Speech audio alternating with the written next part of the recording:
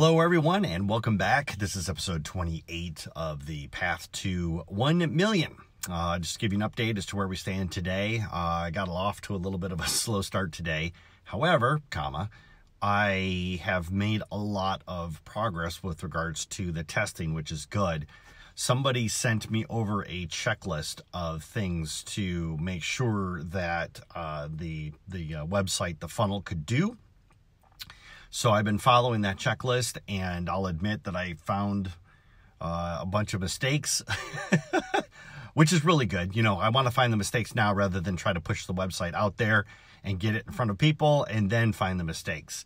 One of the things that I was looking at on the website, and this is something that I usually do if I'm writing something really big, is when you write something, always make sure that you take a moment to read it out loud. When I read, and I'm sure everybody does this, I always scan over the words, right? So my mind just scans and I just, make the words and I just go. But when I read it out loud, then I start catching mistakes that I'm making, not only in the grammar, but in the context of it. So for instance, there was one line that I had written that said something along the lines of, what I wanted it to say was, your business isn't growing. But I wrote, your business is growing. And that has a completely different contextual meaning to that. And fortunately, in reviewing this, it was one of the things where one of my accountability people actually spotted it for me. That would be Sherry. She pointed it out and said, hey, this isn't right. And she was absolutely right. So thank you for that. But with regards to everything else that was on the page, fortunately, just going over and reading it out loud and saying, what I wanted it to say versus what it actually said. I was catching errors left and right. But that's the importance, though. And, of course, my checklist actually grew in items to actually go back and catch, because I just want to find the mistakes and then list them out. Because if I find a mistake and then take the time to go back and correct it right there on the spot, that kind of interrupts the flow. So for me, anyways, I had to just go and continue to make out a checklist. Unfortunately, wasn't that many items. The good news is, though, is that the actual website itself works with regards to people getting the free content that they want versus the content that's available to pay for.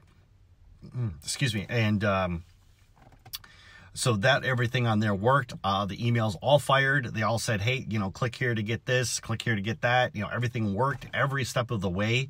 And it worked flawlessly. And I'm very happy about that. If there had been a technical issue somewhere, I don't know what I would have done. That would have really been, it really would have delayed it.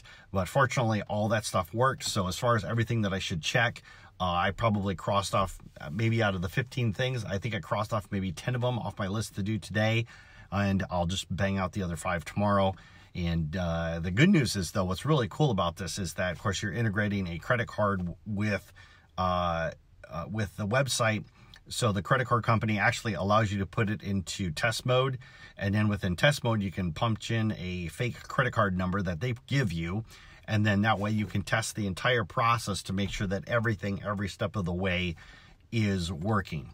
So that's absolutely great. That'll give me something that I can give the accountability partners to be able to use when they go through there. They can actually test it out for themselves and see what kind of problems they are. But, it's more and more testing. I wanted to do the testing first before I involved my accountability partners, because the last thing I would want them to do is come back and say, all of them report back and say, hey, Cliff, here's a mistake that you found, something super obvious that I could have spotted in the first place. So it was good that I actually walked through it step by step myself first, catching all the big mistakes so I could go back and correct it and then send it over to the accountability people, let them find all the mistakes that I have missed even after all of this time. I think one of the big benefits, though, was just putting everything down. I think even though it did put me a day behind, just walking away from it for a day and just letting it kind of, let it sit there, I go back and I approach it with fresh eyes, then everything seems to, all the mistakes that I make seems to jump right out at me, which is absolutely fantastic, and I love it. So, but like I said, the good news is everything is working there on the back end. Everything is flowing together. You get access to all the content and the videos and the free PDFs and the book and the tons of content that are available. I'm super excited about that. Everything works flawlessly. I'm very happy. I don't see any reason why my testing can't be completed as of tomorrow. All the mistakes should be able to get fixed as of tomorrow.